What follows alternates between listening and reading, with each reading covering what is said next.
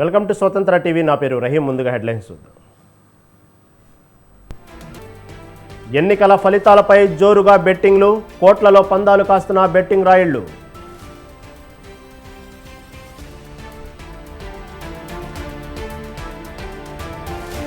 ఏపీలో రికార్డు స్థాయి polling 81.76% నమోదైనట్లు EC వెల్లడి.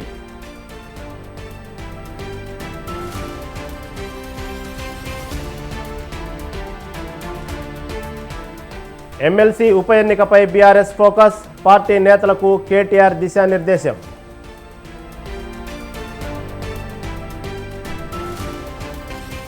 పాక్ ఆక్రమిత కాశ్మీర్లో మళ్లీ హింస, సైన్యం కాల్పుల్లో మరో 3 దుర్మరణం.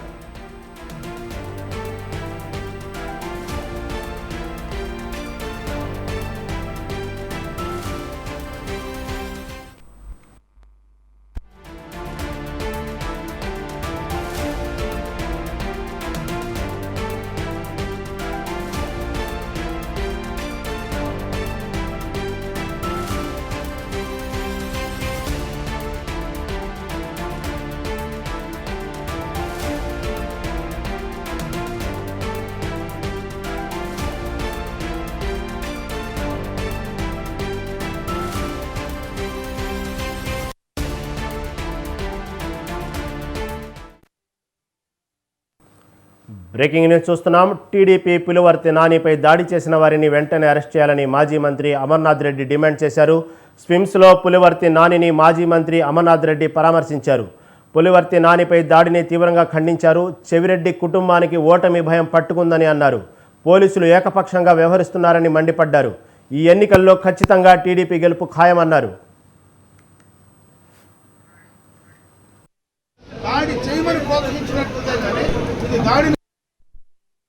వాళ్ళు చేయాల్సినటువంటి పనిని వాళ్ళు గాలి పొంది దాడి చేయమని ప్రోత్సహించినట్టుందే కానీ ఇది దాడిని కంట్రోల్ చేసేటువంటి పరిస్థితి పోలీసు యంత్రాంగంలో లేదనేది క్లియర్ కట్ గా ఈ ఇన్సిడెంట్ చూస్తే రాంగ్ రూమ్కు ఓటర్స్ అంతా వచ్చి పరిశీలించారు.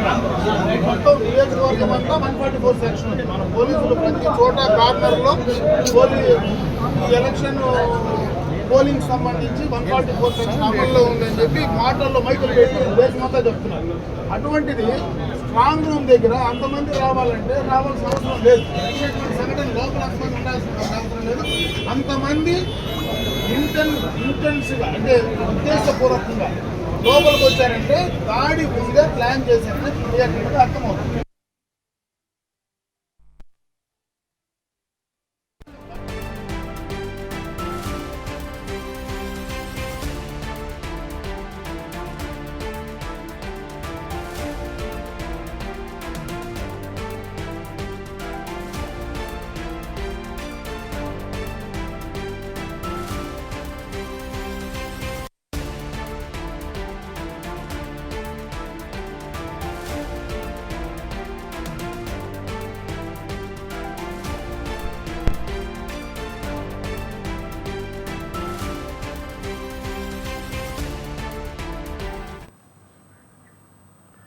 బ్రేకింగ్ న్యూస్ చూస్తున్నాం. ఏపీలో రికార్డు స్థాయిలో పోలింగ్ శాతం నమోదైనట్లు ఎన్నికల అధికారులు తెలిపారు. రాష్ట్రంలో 81.76% పోలింగ్ నమోదైందని ట్విట్టర్ వేదికగా ప్రకటించారు.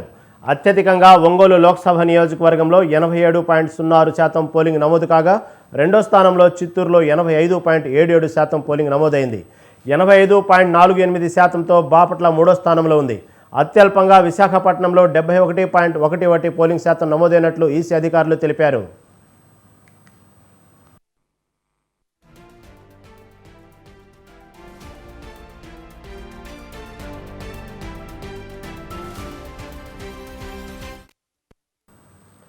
రెండు 2019 ఎన్నికల్లో 79.88% పోలింగ్ నమోదు కాగా, 2014 ఎన్నికల్లో 77.96% పోలింగ్ నమోదైంది. ఇటీవల కాలంలో 2024 ఎన్నికల్లో ఏపీలోనే రికార్డు స్థాయిలో పోలింగ్ నమోదైందని ఈసీ వర్గాలు చెబుతున్నాయి. 1957 నుంచి అత్యధికంగా ఏపీలోనే పోలింగ్ రికార్డు స్థాయిలో నమోదైందని అంటున్నారు.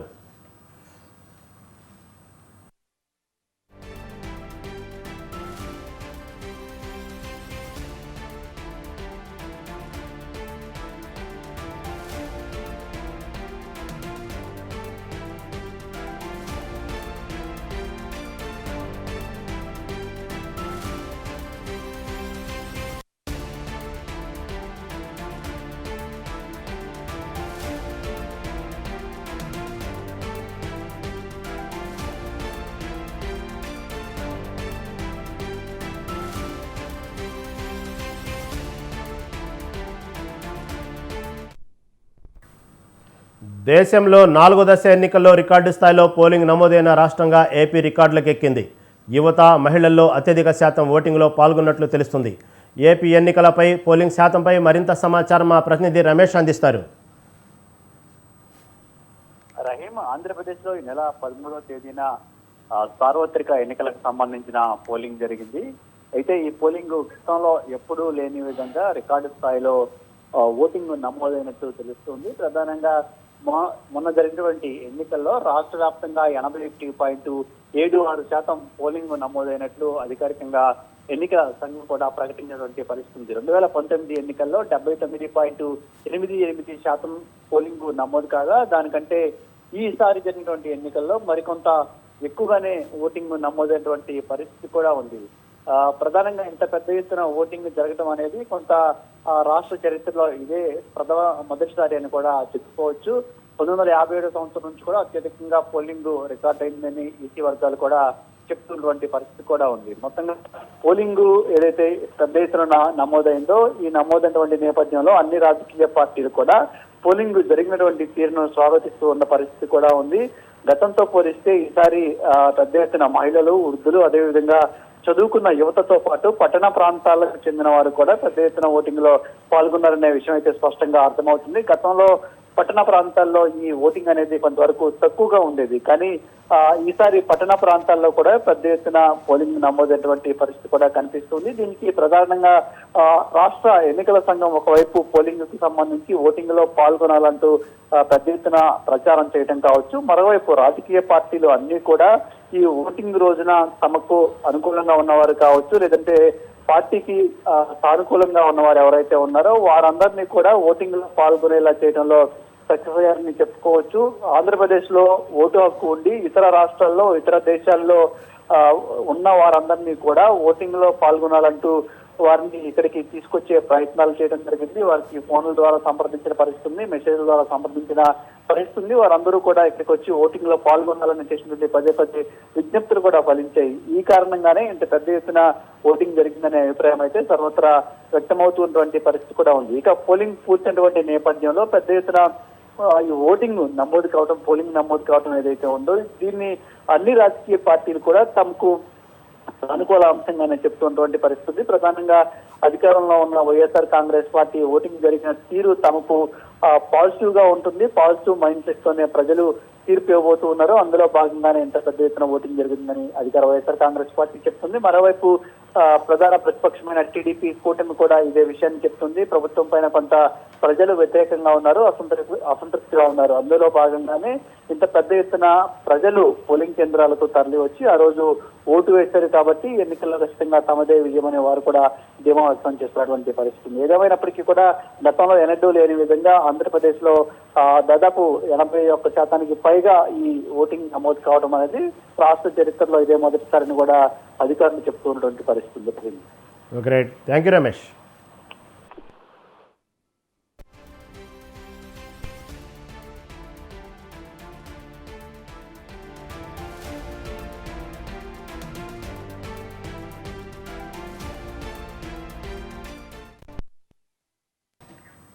దేశంలో ప్రజాస్వామ్య పరిరక్షణ కోసం అంతా కలిసి పనిచేయాలని కాంగ్రెస్ అధ్యక్షుడు మల్లికార్జున ఖర్గే పిలుపునిచ్చారు.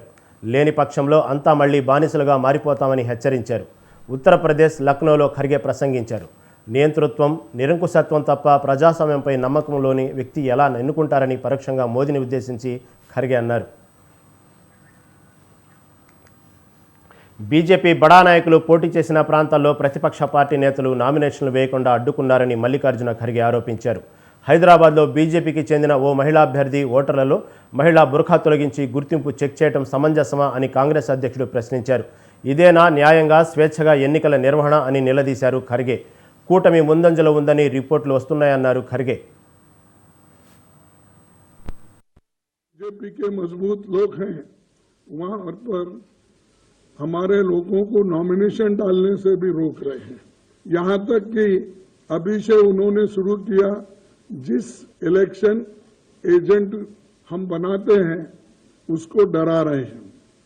और बहुत से ताजुब की बात है, हैदराबाद में मैं देखा कि एक महिला बीजेपी की जो कैंडिडेट है वो तो बुरखा उठा उठा के देख रही है, चिट्ठियां कहां से है क्या है। तो ये ऐसी स्थिति में फ्री फेयर इलेक्शन होता है?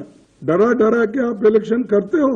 इसीलिए लेवल प्लेइंग ग्राउंड होना चाहिए, लेकिन फिर भी हम लड़ रहे हैं मजबूती के साथ, एक होके आगे बढ़ रहे हैं। और ये 4 इलेक्शन के नतीजे देखने के बाद हमें ऐसा है, रिपोर्ट्स आए हैं कि गठबंधन आगे है और बीजेपी पीछे। बीजेपी के मजबूत लोग हैं, वहां पर हमारे लोगों को नॉमिनेशन डालने से भी रोक रहे हैं। यहां तक कि अभी से उन्होंने शुरू किया, जिस इलेक्शन एजेंट हम बनाते हैं उसको डरा रहे हैं। और बहुत से ताजुब की बात है, हैदराबाद में मैं देखा कि एक महिला बीजेपी की जो कैंडिडेट है वो तो बुरखा उठा उठा के देख रही।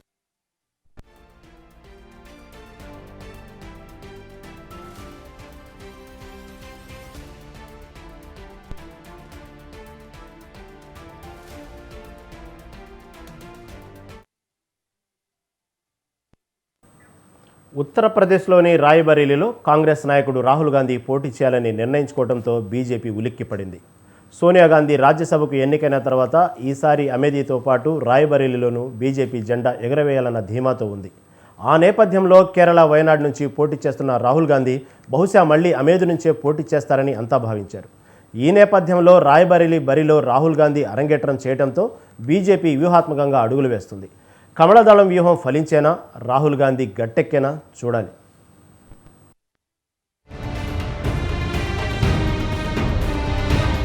రాయ్బరేలీ కొన్ని దశాబ్దాలుగా గాంధీ కుటుంబానికి కంచుకోట. రాయ్బరేలీ లోక్సభ స్థానం వీఐపీ సీట్ అన్న భావన స్థానిక ప్రజల్లో ఉంది. 2014లో మోదీ ప్రపంచంలోనూ రాయ్బరేలీ, అమేథీలలో కాంగ్రెస్ గెలిచింది. దీంతో కేంద్రంలో కాషాయ దళం అధికారంలోకి వచ్చిన నాటి నుంచి మోదీ, అమిత్ షా ద్వయం రాయ్బరేలీ, అమేథీలో పాగా వేయడం ఎలా అన్న వ్యూహంతోనే అడుగులు వేస్తూ వచ్చారు. బీజేపీ అటల్ భవన్ ఆఫీసులో గాంధీ కుటుంబం కంచుకోట బద్దలు కొట్టే వ్యూహరచన సాగుతూ వచ్చింది. ఉత్తరప్రదేశ్లో మోదీ, యోగి డబుల్ జన్ సర్కార్ వ్యూహాన్ని అమలు చేసే కార్యక్రమం చేపట్టింది.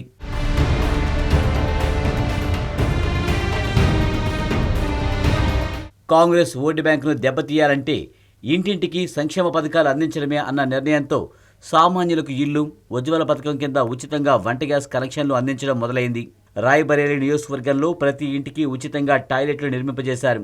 బీజేపీ అధికారంలోకి రాకముందు జనం జబ్బు వచ్చినా, జ్వరం వచ్చినా సరైన వైద్యం అందక బాధపడేవారు. ఇక ఆపరేషన్ వంటివి అవసరమైతే ఇల్లు, భూములు అమ్ముకోవడమో, తాలిబొట్టు అమ్ముకోవడమో తప్ప మరో గత్యంతరం లేదు. మోదీ సర్కార్ ఆయుష్మాన్ భారత్తో మల్టీ స్పెషాలిటీ ఆసుపత్రుల్లో కూడా ఫ్రీ చికిత్స. యోగి సర్కార్ హయాంలో 20-30% మంది ఓటర్లకు వివిధ పథకాల కింద ప్రయోజనాలు అందుతూ వచ్చాయి. 60 ఏళ్లలో కాంగ్రెస్ ప్రభుత్వం నుంచి ఎలాంటి ప్రయోజనం పొందని ప్రజలకు మోదీ, యోగి సర్కార్ ఉచితాలను రుచి చూపించింది.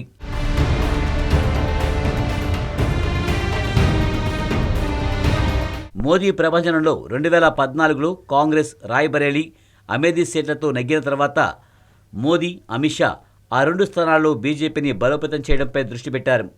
2019 నుంచి రాయ్బరేలీ, అమేథీలకు చెందిన పలువురు ప్రతిపక్ష నాయకులు, ఎమ్మెల్యేలు, స్థానిక నాయకులు వివిధ కారణాలతో బీజేపీలో చేరారు. నయానో భయానో కాషాయ కండువా కప్పుకున్నారు. రాయ్బరేలీ నియోజకవర్గంలోని ఊంచహార్ అసెంబ్లీ స్థానం నుంచి ఎన్నికైన SP MLA Manoj Pandey, UP అసెంబ్లీలో SP chief whip, Amethi MLA Rakesh Pratap Singh BJP వైపు మొగ్గారు. మాజీ మంత్రి గాయత్రి ప్రజాపతి భార్య ప్రజాపతిపై ఈడీని ప్రయోగించారు. మనీ లాండరింగ్, అక్రమ మైనింగ్, ఆదాయాన్ని మించిన ఆస్తులు వంటి కేసులు ఎన్నో ప్రజాపతికి ఢిల్లీ, అమేథీలో ఇళ్లను ఈడీ జప్తు చేసింది. వలసల విషయానికి వస్తే 2021లో రాయ్బరేలీ సదర్ కాంగ్రెస్ ఎమ్మెల్యే అతిథి సింగ్ బీజేపీలో చేరారు. ఈ ఫిబ్రవరిలో మనోజ్ పాండే కాషాయ కండువా కప్పుకున్నారు. రాహుల్ నామినేషన్ వేస్తాడని తెలిసిన రోజే మనోజ్ పాండే కొడుకు బీజేపీలో చేరాడు. ఈ మధ్య ఎస్పీ ఎమ్మెల్యే రాకేష్ ప్రతాప్ సింగ్ సోదరుడితో పాటు మరికొంతమంది స్థానిక నాయకులు కమలదళంలో చేరారు. జిల్లా పరిషత్ అధ్యక్షుల స్థాయి నుంచి బ్లాక్ నాయకులను బీజేపీలో చేర్చేశారు.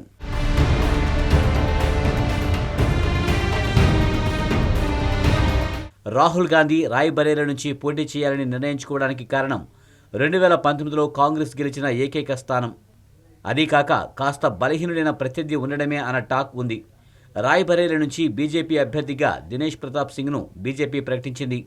సింగ్ యూపీ యోగి సర్కారులో సహాయ మంత్రిగా ఉన్నారు. 2019లో రాయ్బరేలీలో సోనియా గాంధీ చేతిలో ఓడిపోయారు. దినేష్ ప్రతాప్ సింగ్ ఒకప్పుడు కాంగ్రెస్ ఎమ్మెల్సీ. 2018లో బీజేపీలో చేరారు. నియోజకవర్గంలో క్రమంగా పరిస్థితి మారుతూ వచ్చింది. బీజేపీ రాయ్బరేలీలో కాంగ్రెస్ చేతిలో ఓడిపోతూ వచ్చినా ఓటు బ్యాంక్ పెంచుకుంటూ వచ్చింది. 2014లో బీజేపీకి 1,73,000 ఓట్లు వస్తే 2019లో ఆ ఓట్లు 3,67,000 ఓట్లను సాధించింది.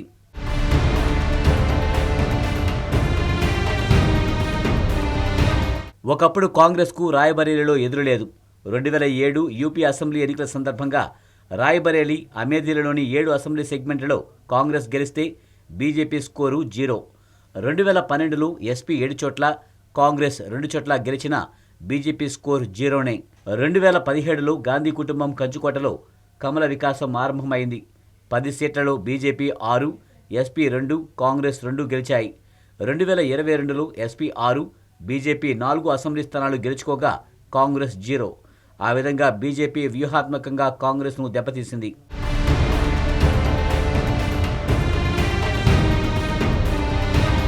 కాంగ్రెస్ దిగజారుడికి ప్రధాన కారణం గాంధీ కుటుంబానికి సాంప్రదాయంగా వస్తున్న ఈ స్థానాల్లో ప్రజలు మనల్నే గెలిపిస్తారనే ధీమానే.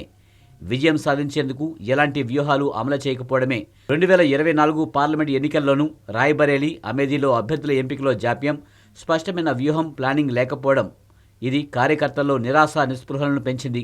చాలా ఆలస్యంగా అమేథీ నుంచి కాక రాయ్బరేలీ నుంచి పోటీ చేయాలని రాహుల్ నిర్ణయించుకోవడంతో కాంగ్రెస్ క్యాడర్ షాక్ తింది. ప్రియాంక గాంధీ రాయ్బరేలీ నుంచి, రాహుల్ అమేథీ నుంచి పోటీ చేస్తారని ప్రచారం సాగింది. తీరా ప్రియాంక అసలు పోటీ చేయరని ప్రకటించి రాయ్బరేలీ నుంచి నామినేషన్ వేశారు.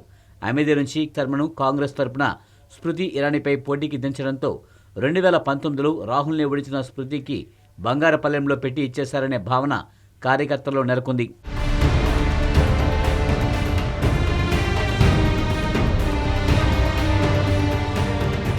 రాహుల్ గాంధీ రాయ్బరేలీలో ఏ మేరకు విజయం సాధిస్తారు? కనీసం ఇక ముందైనా కాంగ్రెస్ వ్యూహాత్మకంగా వ్యవహరించి ఉత్తరప్రదేశ్లో కాంగ్రెస్ పునర్జీవానికి కృషి చేస్తుందా? మోదీ అండ్ కో వ్యూహాత్మక రాజకీయాలను ఎదుర్కొంటుందా? లేక కమల దళానికి 139 ఏళ్ల పార్టీ సరెండర్ అయిపోతుందా? చూడాలి.